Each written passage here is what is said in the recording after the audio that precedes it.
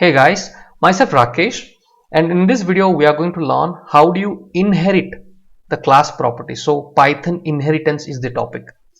Now what is inheritance? To understand inheritance, let's say a father has properties.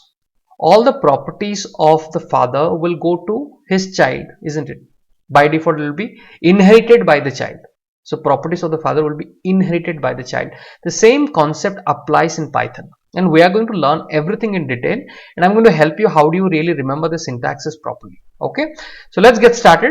Before that, let me tell you, you are in the right place to learn Python. If you have to learn Python with a lot of examples, this is the channel you should subscribe to. So please do support me by subscribing to my channel, and please do hit on the bell icon to stay up to date. So let's get started and understand Python inheritance. Okay, so I gave you the example of father and child. Now how do you really create a class? If I ask you, hey, create a class, so how do you do? If I ask you create a function, how do you do? You write def and the function name, and then within the parenthesis you write the parameters and colon. In the class there is nothing called def. Simply you say class and then you type the name of the class. So I am saying parent and put a colon. So this is the syntax, and then hit on enter. Now inside this class block I am going to create two different properties. Okay, I will say it as property 1 equals to, I will say home. You can give any name of the property, not required property 1. You can say p1, p2, whatever you like, x1, x2.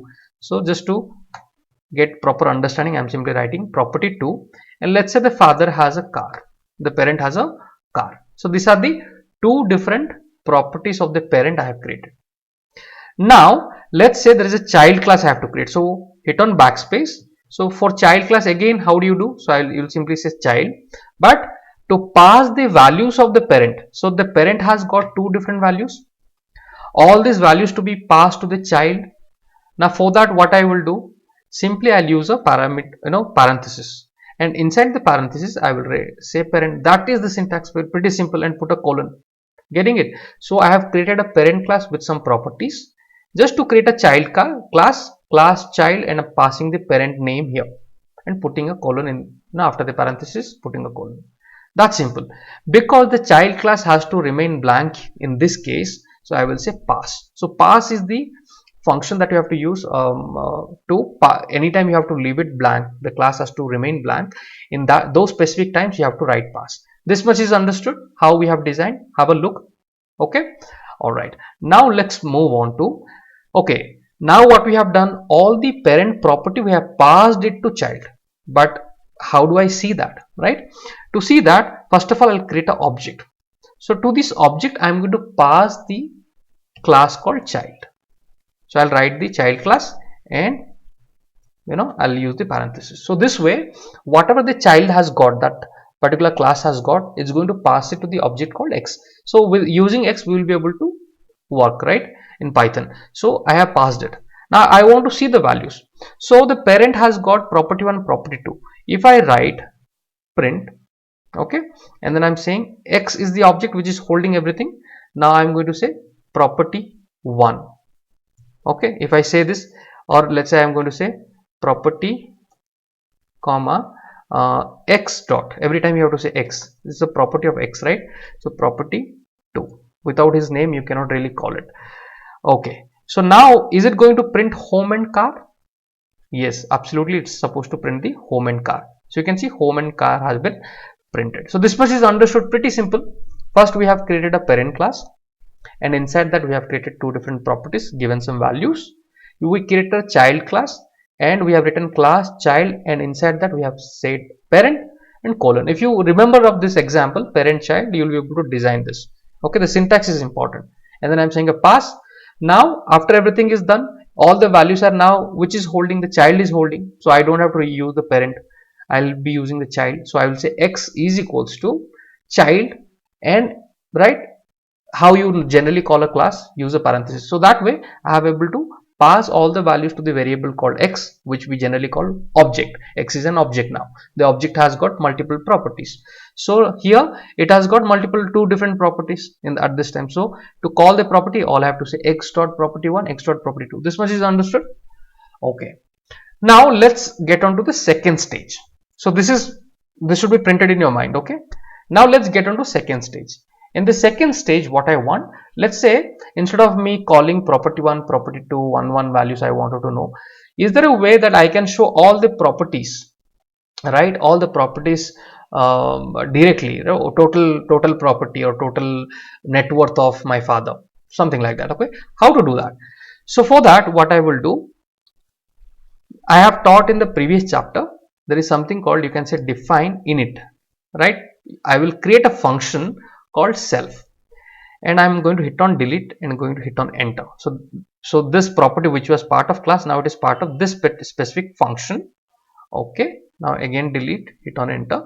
So this two I have put inside a function called init. Okay, so all this I have explained. How do you inside a class, how can you have a function? So I've created an initial function, and here I am saying home and car. Now what I will do, I'll hit on enter. So all I am doing, just to help you to remember the syntaxes. Okay, now the next thing, I will create a function called define total net worth. What I'm saying, total net worth. Okay, total net worth, and because this is a function, I will use parenthesis. So in this, the self will come.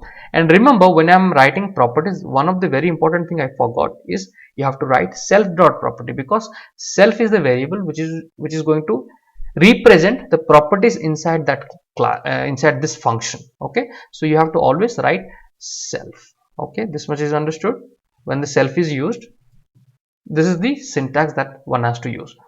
Okay, now I want to say print, inside this function I will say print total net worth of parent is colon, okay, something like that I want to print, comma, you can, if there are values, integer value, then you can add, all those things can be done if you know the syntax. Okay, so here all I will say self net worth, instead of saying net worth we can say total number of assets, total assets we can say, right? So let's say asset, this is not net worth, asset. Okay, asset, total assets, I can say S. Okay, assets of parent is, then what, which is that containing all this? So self dot property 1 contains it, comma, self dot property 2, right? Self dot property 2. Getting it? So this way, this, if I call this specific function, it is going to show me everything at a time. So to do that, how will I call it? Instead of writing x1 dot property 1 property 2, what I will do, this will also work, let it be there. Let me show you how this can be written. So here, what is that function? Like you call any property, same way you can call the name of the function. So that is total assets. So I will say x dot total assets tab. Okay, so this is a function will be called, and whatever you have defined inside the function, that will execute. So if I run this, okay, quite very easy and fun way. So you can see first print has printed the home and car, and the second one has printed total asset of parent is home and car. Getting it? So this way we are inheriting the properties of the parent class to a child class, and we are passing that to an object. Passing that object is very simple, x is equal to child.